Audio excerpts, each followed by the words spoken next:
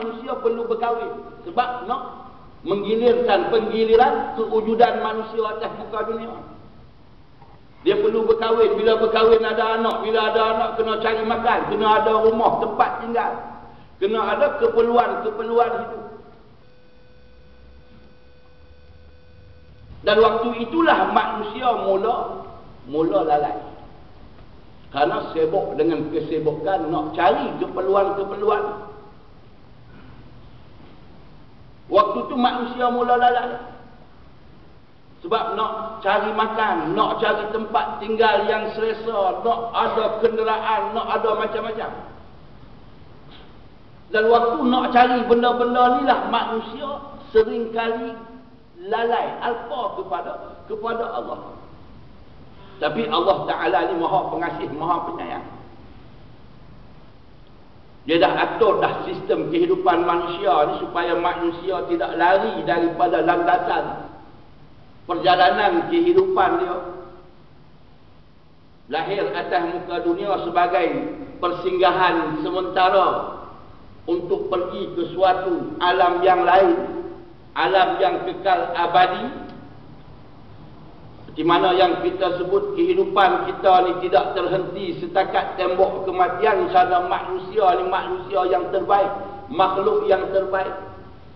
Kalau kambing, kerbau, lembu ni dia hidup dia terhenti setakat tembok kematian. Tapi manusia lebih daripada itu. Lepas kepada kematian itu ada lagi kehidupan yang lebih panjang, kehidupan yang kekal abadi.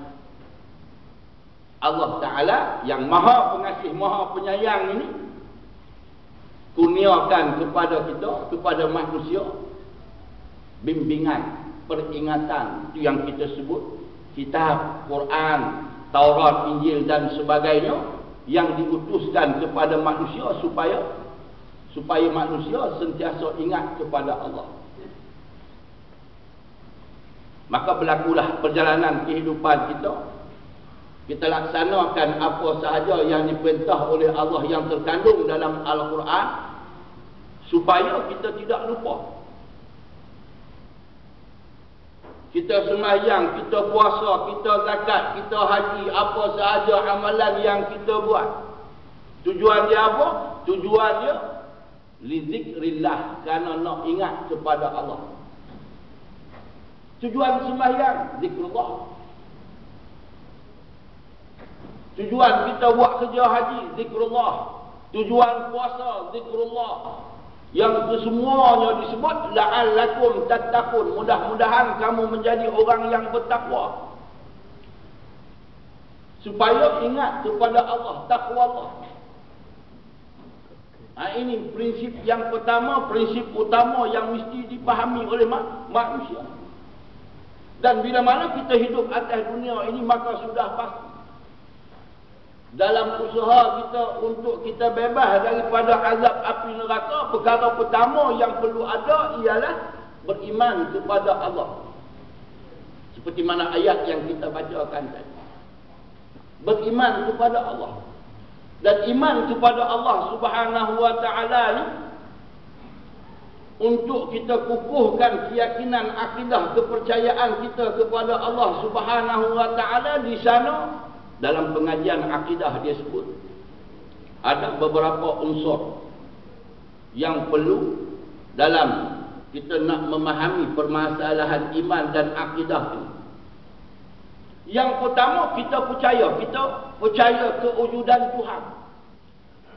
Percaya kepada kewujudan Tuhan ini merupakan fitrah kepada manusia. Semula jadi kepercayaan kepada adanya Sang Pencipta, Tuhan yang Maha Agung, Tuhan yang Maha Esa. Ulama-ulama Jawi kita, ulama-ulama Melayu kita, dia nak terjemah keesaan Allah, wahdaniyat, ahad, wahdaniyat, dia sebut, dia terjemah dengan makna keesaan, esa. Wahid satu, ahad satu. Tapi siapa yang kata Tuhan itu satu, rosak akidah, salah. Pelik, itu bukan ajaran sesat ke apa ni? Ajaran sesat ke apa ni? Siapa kata Tuhan itu satu? Tak betul. Ulama-ulama Jawi dalam kitab-kitab Jawi, kitab-kitab kuning, dia tulis Allah Esa. Tak ada Allah tu satu, tak ada. Qul huwallahu ahad, katakanlah ya Muhammad, Allah tu Esa, bukan satu. Punya teliti. Kerana satu ni berapa? Satu ni dia ada bacaan dia ada kiraan dia. Dah. 1 per 1, 2 per 2, 4 per 4, 10 per 10, 100 per 100, 1000 per 1000, satu. Tuhan bukan jenis per, bukan jenis per. Boleh dibelah bahagi, boleh dijuzuk-juzukkan. Sebab tu tak boleh kata satu. Tuhan ketunggalan, Tuhan Esa. Sebab tu dalam kepercayaan agama Hindu kuno, agama Hindu Bali, di Bali, sampai satu kemuncak kepercayaan dia kepada Sang Hyang Tunggal. Itu agama Hindu. Percaya kepada Sang Hyang Tunggal. Yang Tuhan. Bila kita duduk sembah Yang, sembah Tuhan. Walaupun dari segi istilahnya, sembahyang, solat itu bukan sembahyang. Tapi kita orang Melayu ni, kerana dulu tok nenek kita Hindu, bila tengok kita sembahyang tu, pupak, langkum tu, kita kata sembahyang. Sang Hyang Tunggal, maknanya yang tunggal, makna Tuhan yang maha tunggal. Jadi kepercayaan kepada Tuhan yang Maha Esa ini merupakan satu perkara yang menjadi fitrah kepada manusia.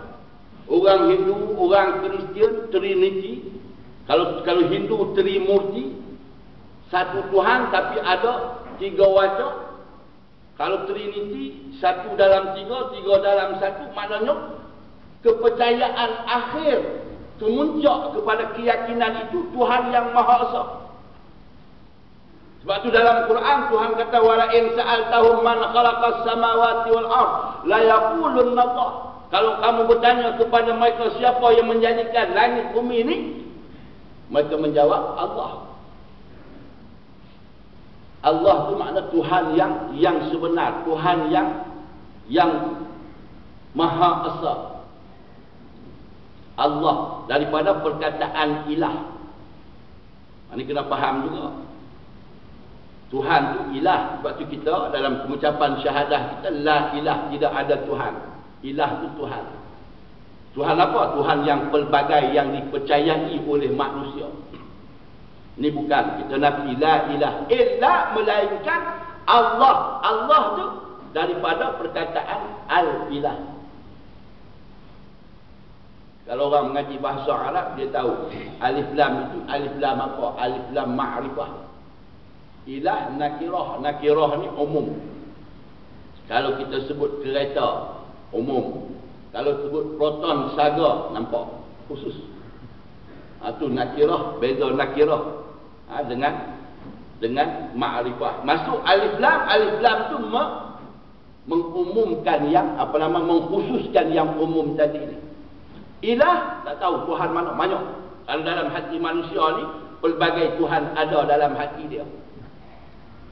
Bila sebut al-ilah, maknanya itulah Tuhan yang sebenar. Orang Arab satu kalimah ada 2 alif, ada 2 hamzah, jarang berlaku.